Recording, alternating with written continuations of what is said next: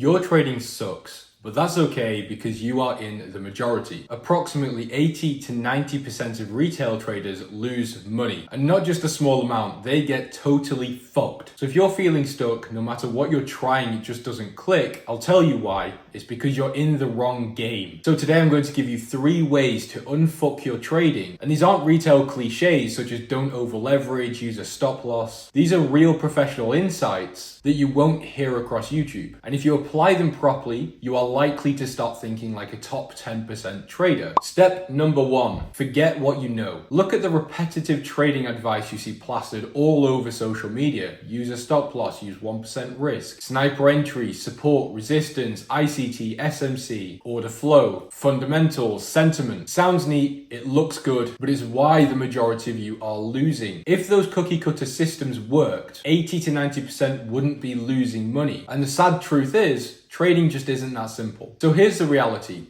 Real top dogs in this game, such as institutions, large money movers in the market, aren't using the same rules that you are being taught. They're not using a flat stop loss with 1% risk. They are layering positions. They are changing risk. They're adapting their risk. And they are managing their exposure in their portfolios like a chess player. So while you aren't moving billions around in financial markets, you can take the same concepts and just minimize them for what you need. For example, rather than dumping 1% risk on a singular trade with a singular entry, why not try layering? So for example, the first entry, the initial entry should be 0.25. If the trade starts working, size into strength. Then you could put another 0.25, move the initial stop to break even. Do the same again. If the idea is still valid and the trade is moving in your direction, put another 0.25 in and trail your stops, lock in profit, and size into the move. As you get more well versed in the markets, you become more knowledgeable, more skilled, and you start to build more understanding.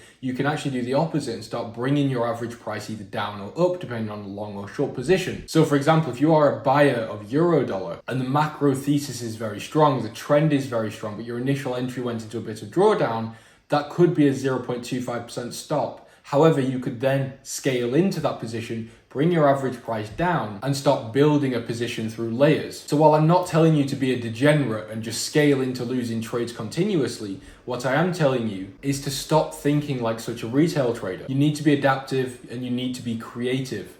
Again, if these rules worked, why isn't everyone profitable? And it's because everyone is being taught the same things, largely by people that can't actually trade. And this is something we teach in Elite Traders. We don't follow herds, we don't follow trends, and we don't follow what the retail narrative is. We follow institutional footsteps, size it down for retail movements, and capitalize on that like breadcrumbs. And we teach exactly how to do that. So point number 2 is understanding your system. And I'm not meaning understand how to draw the support and resistance or how to draw an order block or an FVG. So if you watch videos on YouTube such as moving average crossovers, SMC, ICT, support, resistance, Fibonacci's, whatever it may be, and you're still not able to execute profitably, here's the truth. You do not need 1,000 systems. You don't need 10 systems. You don't need 5. You just need to understand 1 to the absolute core. So when I trade my session breakout strategy, I know where to put my entry. I know where my stop loss goes. I know where I'm targeting. I know when to trail my stops. I know when to scale in. I know when to cut the position. And I know when to call it a day. And I can tell when momentum is flat, when the volume just isn't there to give me a good trade. And when I'm swing trading, I understand the press conferences. I can interpret that. I can put that into forward guidance. I can watch inflation numbers. I can watch NFP. I can watch the labor market. I can tell what the real rates are. And all of that gives me context and it gives me conviction in my ideas. So you can see there are 2 completely opposite ideas. One is purely technicals and one is heavy on the fundamentals, geopolitics, and global economies. But I have total mastery within both systems that I can execute at different times for different reasons. So the point is, your strategy itself isn't the problem. It doesn't really matter. So the point is, your strategy itself doesn't matter. What does matter is, do you know the situations you can get yourself into with your strategy? What's your maximum drawdown? Should you be in the market? Should you be out of the market? How do you know where your stop loss should go? How do you know how to layer risk?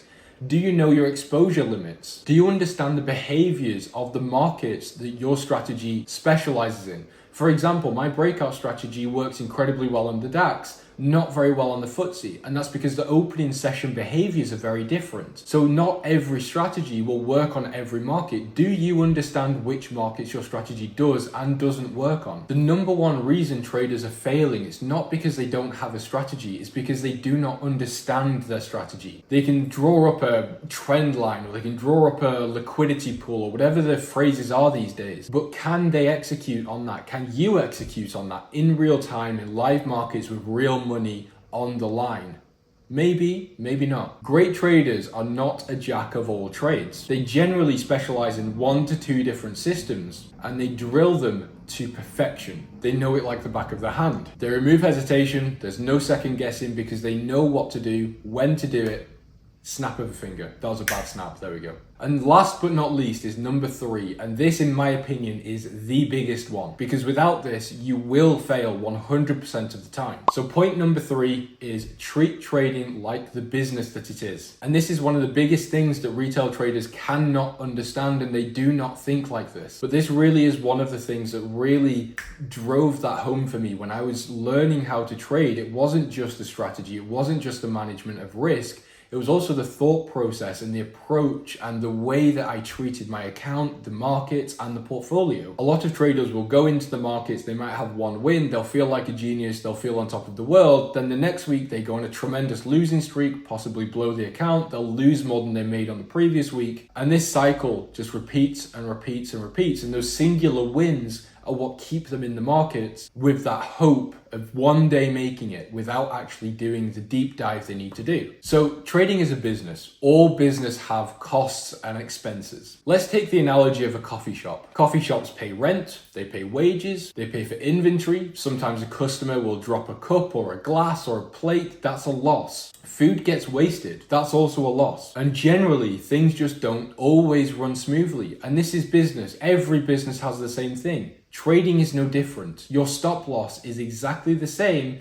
as the coffee shop down the road spilling the cup, having a wastage of food, a customer spilling something, and you cannot sit and cry about these things. It's part of the job. We have to embrace it. So your stop losses are not just losses. They are not failures. They are part of the job. It's the cost of doing business. It's just like when the bar runs out of alcohol, you have to go out and buy some more alcohol. So the way to think of it is as long as you are running a profitable business, the day-to-day doesn't matter. So if a customer comes in, and you might have 5 customers coming in a week that all break things or spill things, waste food, or you might have an employee that calls in sick, it doesn't matter. As long as you know your business is profitable for the next 6, 12, 18, 24 months, you are okay. You have to just move on, deal with it, and continue. So a coffee shop isn't closing just because they covered costs. For example, they don't open at 9 a.m., then close at 12 p.m. because they made back the money they spent on inventory, on staff, and whatever else. They stay open all day with the goal of making more money to make them profitable. So the lesson you need to learn from that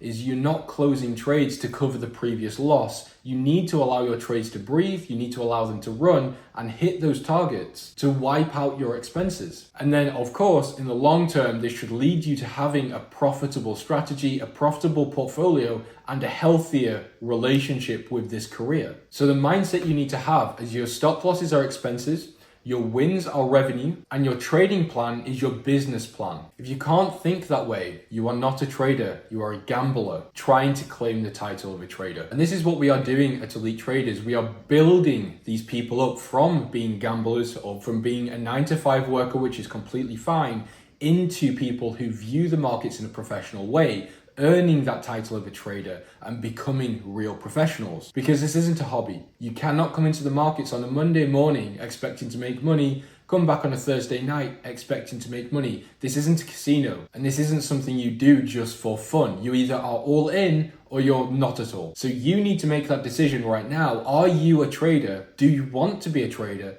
Or do you just like the idea of it? Because liking the idea of it and actually doing it are very, very different things. So if you do want to unfuck your trading, you need to forget the retail textbook rules that everyone is spouting about and think creatively like a professional. Number 2, stop being a strategy collector. No one cares how many strategies you have. The more, the worse, generally speaking.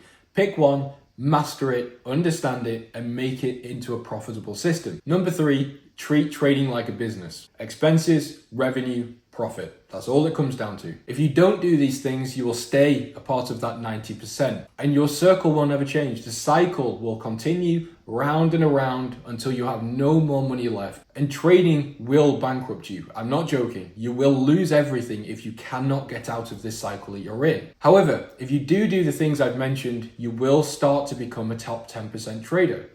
It won't happen overnight. You will need to build on these skills over and over, day in, day out. Remind yourself of these things because trading is addictive. It sets off the same chemical reaction that gambling does. So you need to slowly and do this in a disciplined way. Rewire your brain to view the markets and view trading as what it is, which is a very, very complex thing. So if you're just coming in, coming out, expecting to make money, you're a loser. And the markets will treat you as a loser. And if you are wanting to become a real elite level trader, click the link in the description. You can join Elite Traders 7 days, 100% free. So it's no cost, just reward. I hope you have a fantastic day. I hope you've taken some lessons from this and enjoy the rest of your day, the rest of your week, your weekend, whenever you're watching this. Have a good one. Stay safe and don't get margin called.